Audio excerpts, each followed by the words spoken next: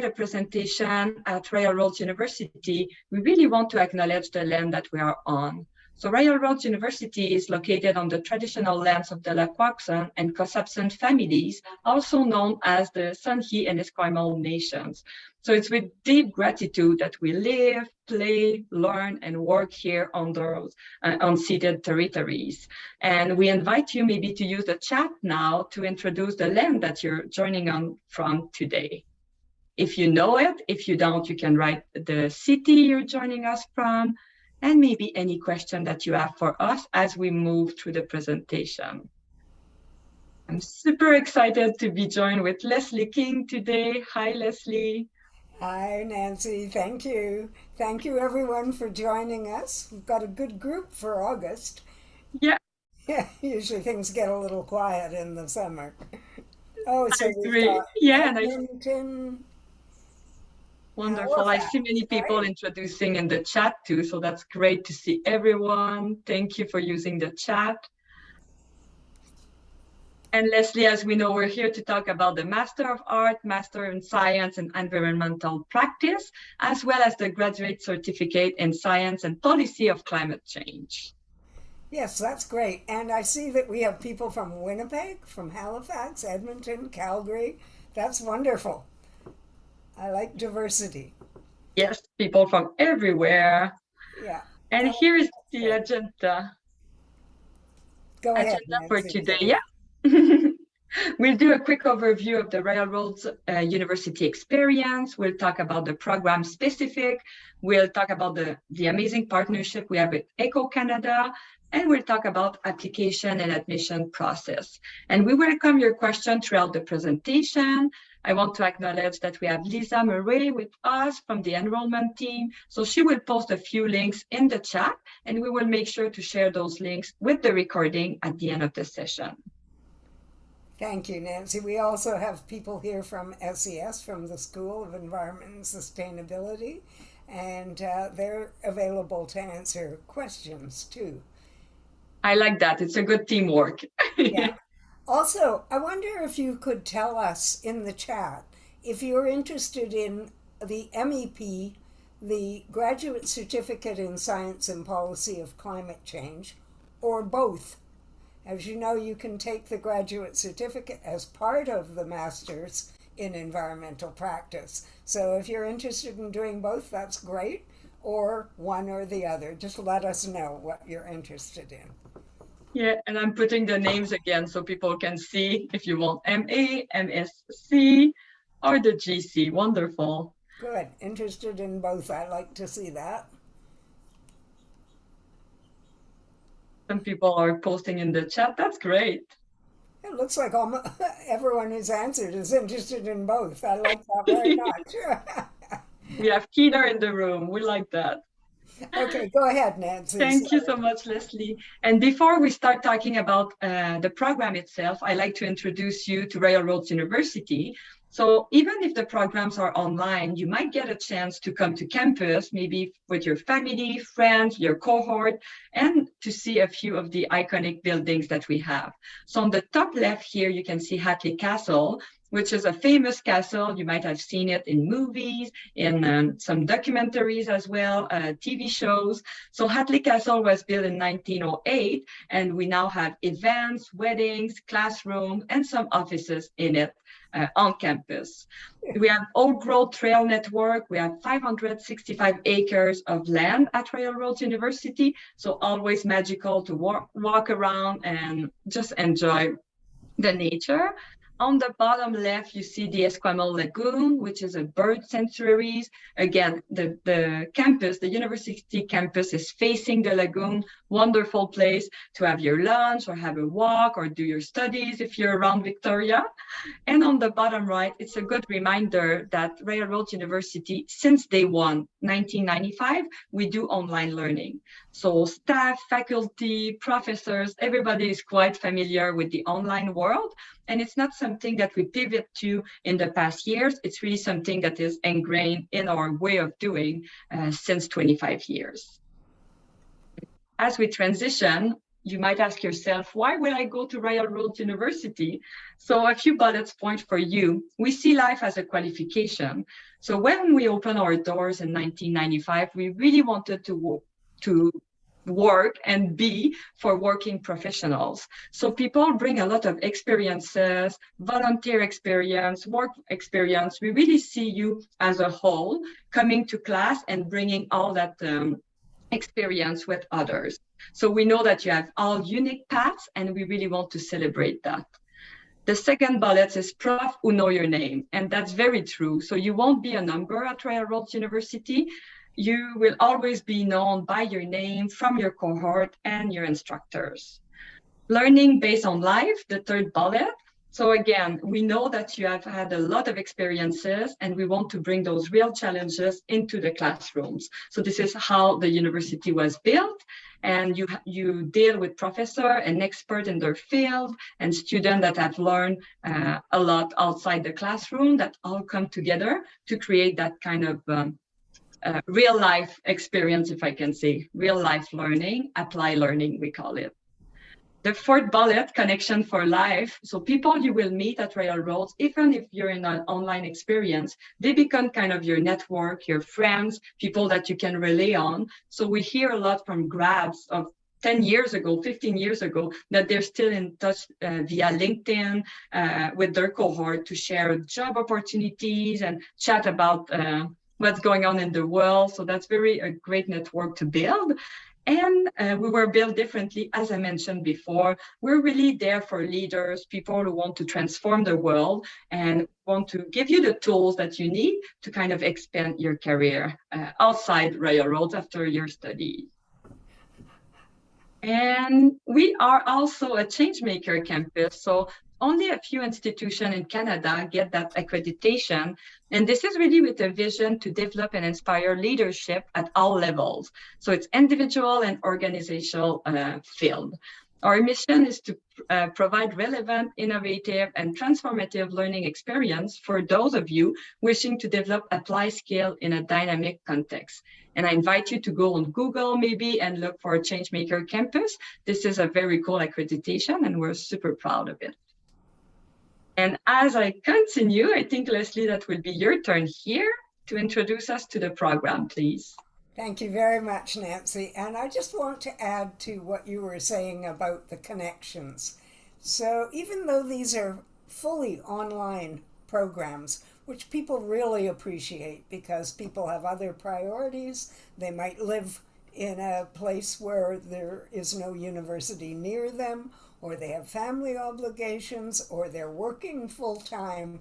And so these programs, because they're online, accommodate all these priorities and schedules of professional working people.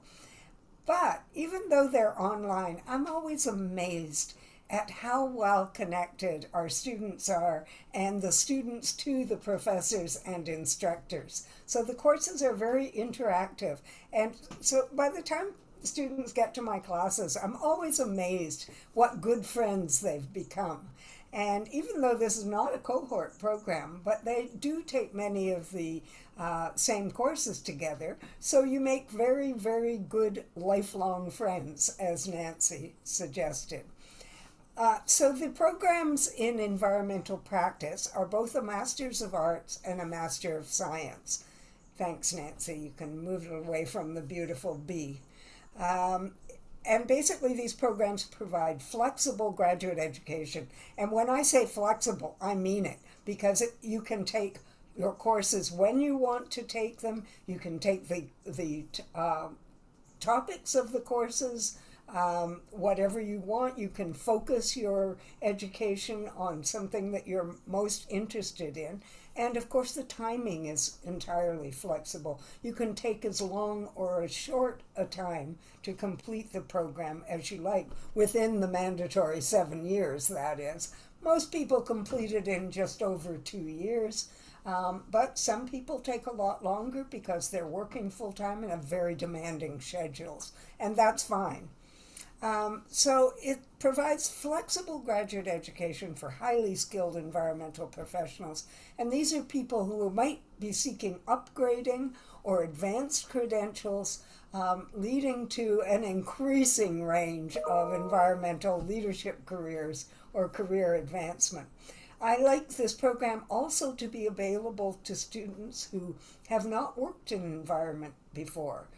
We need all the people we can get, and so it's wonderful to have people from other fields coming into the environmental field via these programs. Thanks, Nancy. So, first of its kind in Canada, there are not too many fully online master's programs, certainly not in environment. It's fully online, as I said, 30 credits, part-time, and flexible to accommodate working people. As I said, commonly completed in 2 to 5 years. It also, and this is what I love about these programs, we give them in partnership with Eco-Canada, which is the environmental sector organization in Canada.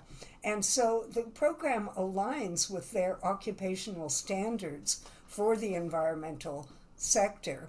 And Eco-Canada also offers professional certification, either the environmental professional in training or the full environmental professional, EP professional designation. Thanks, Nancy. Thank you, Leslie. And already someone asked me a question about what we mean by online. And I think that's a great question. That is a great question. I'll try to answer that. We're so steeped in this method of education that it's hard to think that other people don't know what this is all about. The courses all start and end on a given date. So the first course in the Masters in Environmental Practice is Environmental Practice ENVP 500, Sustainability Perspective. So that course begins on a set date in September, and all the students entering the program take that course. It also ends on a specific date, but there are no synchronous activities, which means that everyone can complete the work, the readings, and the assignments at their own pace and in their own time that's most convenient for them. So the courses are presented on the Moodle platform, which is a very user-friendly platform where you read all about the course, your assignments are described there, all the readings of the course are given there, but you do the actual work on your own time. And I guess that's what we mean by online. But it's not like a correspondence course, because you all start at the same time and end at the same time. Sometimes you have group exercises, and sometimes that's easy to arrange with people who are in the same time zone. Other times it might be a little difficult if you're calling in from Africa, which some of my students have been doing. I hope I've answered your question. If you have anything to add, Nancy, go ahead. No, I think that was a great answer. And I think that's kind of reassuring for people, knowing that wherever in the world they're journeying, they can do the class, they can do the course, and at their own pace, as you mentioned. Thank you. So occasionally, and I see that here we're talking about the research paper or practicum, occasionally I will have a final conference, a virtual conference in my final research paper course. That is synchronous, but any synchronous activities are always recorded, and students can listen to and watch those recordings on their own time. So at the end of the course, phone call. At the end of the course, students take either a research paper where they have an opportunity to dig in depth in an issue that they might have been interested in throughout their education, or a new interest. Or they can complete a practicum, which is a placement with an organization, a government organization, an educational organization, a non governmental organization, a commercial or private organization. And they do a practicum of 75 hours on a problem that they decide together with their on site supervisor. Another really interesting advantage of this program is that students can take up to 3 courses at the University of Denver. Since the beginning of this program, we've had a partnership with the University of Denver, and they, of course, have a very interesting US-based perspective.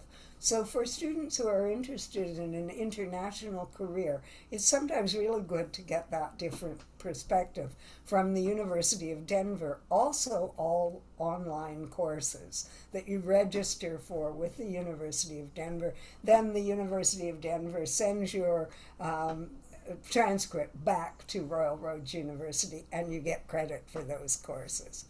Also, as I intimated at the beginning of this webinar, you can take the Graduate Certificate in Science and Policy of Climate Change as part of the Masters in Environmental Practice. That's 3 courses, 9 credits, and at the end, you get both credentials. So you get a graduate certificate and a master's degree. And I think that is really good value for money. A sort of a side effect of this program is that it really promotes online skills and competencies. And I've suggested that the courses are very interactive. All the instructors are very skilled at online education. So they have all kinds of online and technical activities that the students learn about and learn to do themselves. And of course, those skills are more and more in demand in the workplace. Thanks, Nancy. Am I getting questions? I'm sorry, I tend to motor on here. I don't see any for now, no. Oh, okay, great, thank you. The class, there are no synchronous classes. If there ever are, then they're recorded. So they would be both live and recorded. But normally, a course can go by without any without any activities that the students have to participate in at a certain time. They can view the recording afterwards. I hope that's clear. Okay, if there are no more questions about the MEP, I think, Leslie, the other question I see is the tuition at the University of Denver the same as Royal Roads? I've never had that question before. I don't know. Is it part of the package? Or I don't know the answer to it. Perhaps someone else on the call. Kish? We'll find out, and if we don't, we'll just send the answer with the recording. Yeah, we'll definitely send that answer. I really do not know the answer to that question. Wonderful. Okay. And here we go with the graduate certificate. Thank you. Great. Thank you very much. So the Graduate Certificate in Science and Policy of Climate Change is a relatively new program. It was designed to respond to the climate crisis that we're in. I've been trying to get a program like this off the ground for many years, and thank goodness the time has come. This is a wonderful program, and I like to say that it is the most efficient way, because it's only 3 courses. They're packed courses, but it's the most efficient way to gain credentials in the climate field. So people become climate professionals at the end of this. And these are people who may have been working in environment all along, but now would be considered climate professionals, working in government agencies, federal government, all the way through to local government who are doing climate adaptation plans, greenhouse gas mitigation strategies, etc. The first course in this program is the science part of the Science and Policy of Climate Change. So it really investigates the causes, the nature, and the impacts of climate change. Although I say it's science, it's also for non-scientists. This is sometimes a difficult balance to achieve, but I like to say that the course is taught in English, not in math or in any esoteric scientific terms, but it does cover the ground of the scientific understanding of the issues of climate change. And I think that's absolutely critical if you're going to work in the field. Go ahead, Nancy, you can go to the second one. I'll come back to the courses, but the credits are offered in partnership with EcoCanada. Again, it's entirely online. You can take it as a standalone certificate. You don't need to be in MEP, in the Masters in Environmental Practice. You can take it as a standalone certificate. The courses are also increasingly available as electives in many programs at the university. Last year, for instance, we had people from the MBA program who did the full certificate as part of their MBA. It was great. And also we have many students in our own program in environment and management and in environmental education and communication, as well as our Masters in Interdisciplinary Studies. So these are lively classes because they have a lot of diverse people in them, and I love them. Okay, Nancy, go ahead. Who is it for? Environmental professionals with undergraduate degrees who want to move into the burgeoning field of climate science and policy. Also, again, as I said, for people who want to transition into the climate field and into climate careers. And then people who have been working in climate but want to expand their knowledge base, because there are really not very many programs around in climate change. And this gives you a full certificate in climate change. And again, because it's offered in collaboration with EcoCanada, people who want to attain the professional environmental professional designation. Mid-career professionals considering a career change, I've got climate on the brain, and international students. Thanks, Nancy. Go ahead. Thank you. And I had a question earlier before the webinar of someone asking, can they start with the GC, the graduate certificate, and then move to the master? Okay. Yes, they can. And that means that they can simply apply for and register in the GC. And then after they've completed it, or even if they're halfway through, they can apply to the MEP program and go into that. Or wait for a few years and do it. Also, I have students who graduate from the MEP program and they come back and do the GC as a sort of a professional, like a major. But anyway, so that's very good. Yeah, just to keep themselves updated. Yeah, exactly. So I started talking about the courses, and now I'll return to the courses. It starts with the university-wide academic integrity course. It's a 2-week online course. Doesn't take long, takes only about an hour to complete over that 2-week period.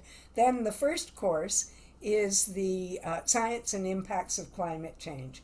As I said, it looks at the nature of climate change, the causes, and the impacts of climate change.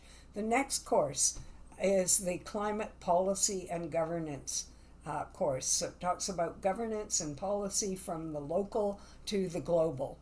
And the final course is the Climate Solutions course. And I don't ever like to talk about problems without talking about solutions. And as you know, climate change is a very serious global problem, but there are solutions. And in this course, the students again do a practicum or a placement with an organization that is trying to address climate change. And the students help that organization address climate change and also learn about what that organization is doing. And there's a huge diversity. I'm teaching this course now, and I'm always amazed at how different all the placements are. And the students learn about those climate solutions from each other's placements. It's wonderful. Thank you. I think that's it, Nancy. Oh, yeah, I'll talk a little bit about the partnership with Eco Canada. This is a really wonderful partnership that we've had from the very beginning of the EP courses, the Bachelor's in Environmental Practice, the Master's in Environmental Practice, and now the Climate Certificate. As I said, Eco Canada is the sector organization for the environmental workplace in Canada. And if you're not members of Eco Canada, I urge you to become members. They have a wonderful job board, which is really excellent for people who are job hunting. And they try to keep up with the employer demands in the sector so that we can focus our education to the kinds of jobs that there are out there and the kinds of careers that are out there. And basically, they promote sustainability in Canada by matching up educational institutions like ours with the workplace. Thanks, Nancy. Okay, so the future of environmental work. I always say this is a little conservative because, as you know, the environmental workplace is exploding and climate careers are exploding. But basically, these figures talk about the growth of environmental work.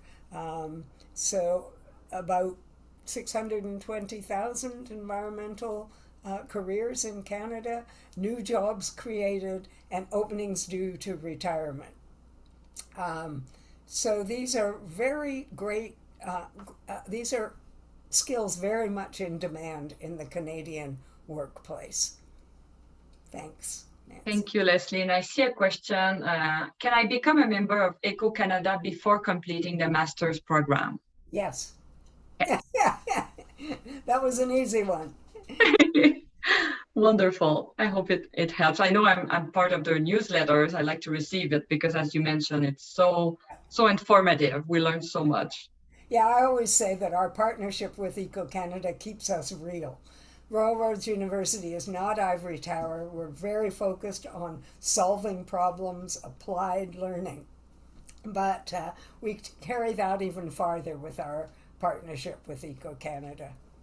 Thank you, Nancy. Thank you, Leslie. And I really like what you mentioned as well. And this is what I keep hearing from your graduates of the program. It's that what they learn is very what they apply in their day-to-day work. So I think this is why we go back to school. We really want to learn and apply it. So that's very, very interesting. Yes, all my students use their jobs to do their coursework. Basically, they work on the problems that they're already facing in their jobs, and they bring that new learning into their jobs, and the employers really appreciate that. Yeah, 100%. And I see that, yeah, I was going back to the chat at the beginning. People are interested in the GC, the MA, MSc. So that's very, very interesting. A lot of variety today in the webinar. And now everybody is asking, how do we apply? So I'll walk you through the different steps. They're pretty easy steps, and all the information is on the website. So how do we apply at Railroad? So first of all, the key dates. So for the masters that Leslie just described, we have the next intake starting September 6th, which is in a month, with the application deadline being August 6th, which is in a few days. So if you're already in the process of applying, I know that some people here are kind of what we call the incomplete stage. So maybe you started your application, didn't finish. So this is a great timing to send all the documents you need so the team can review your application. If you're thinking of applying in a few months, you're welcome to apply today, and you can ask to be in this next intake in September, or you can select the one in January if you want a bit more time to get prepared to go back to school. Same thing for the grad certificate. We have a next entry in January 2023.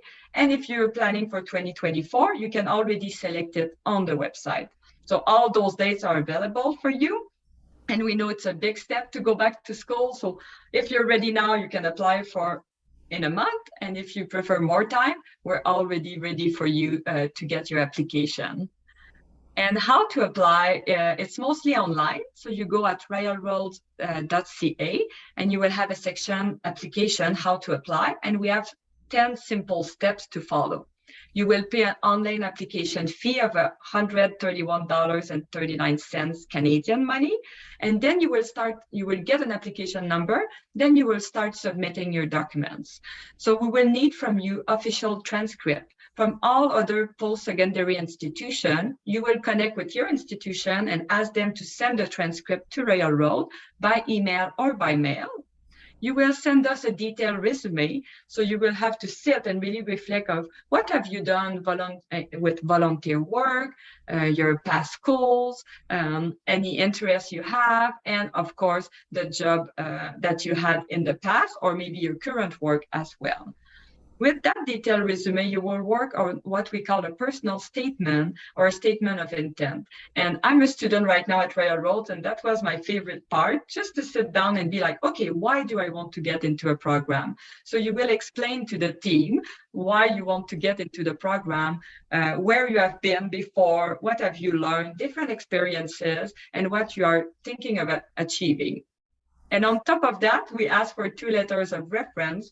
And what you can do is you use your personal statement, you share it with your referees. We sometimes recommend to have one academic person, one professional person that will write a letter for you and send it to the admission team.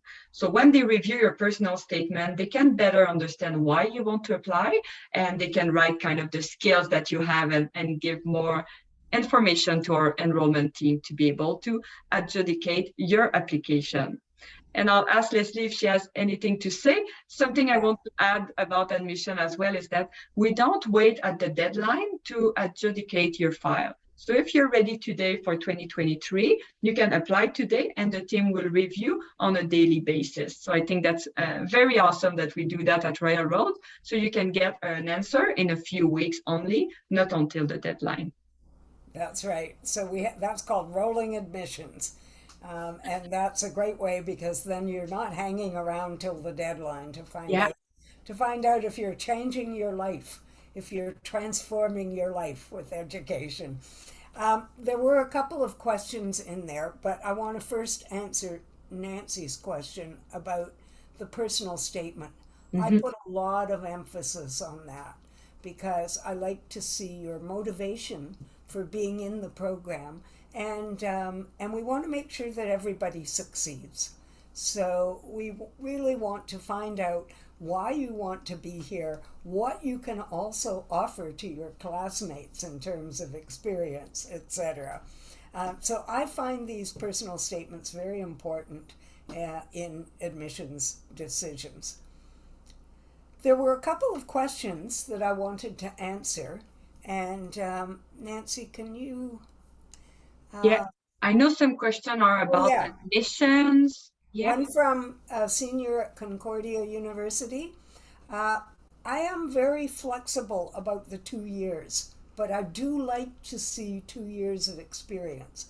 That can be a volunteer experience. So if you've volunteered with an environmental group or done any kind of community volunteering, I certainly take that into account. And perhaps you've done that while you've been at Concordia or even in high school. So we do mean it about the 2 years, but I'm very flexible about what those 2 years are. I hope that answers your question. There was another one, and now I can't remember what it Yeah, was. I'm looking. Someone is asking if we take international Oh, students. of Of course. course. We really welcome international students, and I've always thought that the program is really great for international students because it's all online. And you know, you obviously have problems with time zones, but we accommodate those issues very well. So there is an international admissions office at Royal Yeah. Roads, and you'd be doing your application through them. Yeah. And I think the only other question I saw was a bit the same thing. If someone has worked in marketing all Oh their yeah, life, but they have an undergrad in environmental science. I think marketing is a really good experience and skill set to have for environmentalists because we're often trying to persuade people of the critical nature of environmental issues. So I would look very kindly on that. Wonderful. Thank you. And to answer more question as well about admission. So what we do at Royal Roads is that we have the standard admission, which you can see here, which is kind of the regular way to get into the program. So we ask that you have a 4-year or comparable undergrad degree with a GPA of B minimum. And that 2 years that Leslie just talked about, the 2 years of relevant work or volunteer experience. And people who meet the degree requirement, but not the GPA, we encourage you to take a course that we offer at Royal Roads with professional and continuous studies named Academic Writing and Critical Thinking. So if you succeed in that class with a 73% grade, then you will be able to get into the program via standard admissions. But what we do that is quite cool is flexible admission. So if you don't have that kind of university background or college background, then you can come into the program via flexible admission with a 6 year of relevant work experience or an equivalent combination of education and experience. In that case, if you come through flexible, you will be required to take that class that I just mentioned, Academic Writing and Critical Thinking, with a final grade of B. And if English is not your primary language, then you have a section on the website about the English language requirements that you might need to fill up before getting into the program. You don't have to select flexible or standard admission when you apply. This is our amazing team that will just review your documents and be able to let you know if you need to submit more documents or if you're good to go. And Lisa made the comment that that academic writing and critical thinking course is very helpful. And I know people I know who've taken it loved it and thought it really helped them. Some people have been out of school for a while, or their undergraduate program didn't include a lot of writing. Every graduate program requires a lot of writing. So sometimes it's just a really good refresher. Yeah. Thanks. Well said, Leslie, because we know that some people exactly have been away from school. We have all been there. So just going back to kind of academic writing and APA citation and all those things are very helpful. And I know someone is asking, how do we sign up for the course? So we'll make sure to send you the link for what we call PCS, Professional and Continuous Studies. And they have many offered throughout the year. So Lisa's way ahead of you, Nancy. Yeah, we already have the link. Wow, amazing. Good. And thanks, Lisa. We just have a few more slides for you at home now. So financial aid, we know that this is a major component of going back to school. So I invite you to take a picture or print screen of that slide here with all the information you need and really connect with the team at Royal Roads on financial aid, because they can guide you through external loan, internal loans, external grants, internal opportunities that you might have to make that transition to going back to school a bit more easier on you. And as we mentioned, we have a bunch of people helping. It's really teamwork and collaboration at Royal Roads. So if you are a Canadian citizen, permanent residents, or refugees, you can connect with learn.more@royalroads.ca. If you're coming from abroad, feel free to use the learn.more.international@royalroads.ca. You can also reach the school, the program directly at rru-ses@royalroads.ca. And we have a new WhatsApp code, so you can just scan the WhatsApp code with your phone to connect with one of our team members. Also, Nancy, could you put my email address in the chat? We will do so. Thank so you. If you want to connect directly with Leslie, that's very kind of you to leave your information. And here, I think it was posted already. Thank you, Lisa. The blog, I think it's very, very fun to go online and look at the blog, look at what instructor posts and student posts. Very interesting. A question about student loans. This is something you really need to talk to financial aid about. Because they always have different requirements for the number of courses you take in a semester, what's full-time, what's part-time, etc. I know that some students in our programs have got student loans, but not all. So I don't know what those requirements are. Yeah, feel free to connect with the team over there. That's wonderful. Thank you, everyone. And I think I'll stop the recording, but if people have more questions, we can stay on for a few more minutes and we will send a recording link to everybody. And is there another question here, is there a single application program for both the master and graduate certificate? I believe when you apply, you'll need to do one or the other. Can Well, Lisa confirm? I Mhm. think it depends how you're doing it. So if you come into the Master in Environmental Practice and you apply there and you get accepted, you come in and you decide you want to take the certificate, you can take all three courses as electives, or you can apply to the program and then you get the certificate. I think that's the way it's now done, Lisa. You can correct me if I'm wrong. And you can also take the three courses through continuing or through general studies. There Right. are different ways of doing it. Yeah, and Lisa confirmed each program has its own application, but I agree with you, Leslie. I think it was well summarized. There's many ways. And again, just email learn.more and they will guide you through. We have other webinars we have done too. We have a bunch of information we can share with all of you to ease the process of getting into Royal Roads. So thank you again so much, everyone. I hope you enjoyed the webinar. We'll send you the recording link and we hope to see you online in a few weeks or months into the programs. Thank you very much for joining us, everyone. And if you have any more questions, don't hesitate to email me or any of the other email addresses that you now have. Good luck, everybody. I hope to see you in the programs.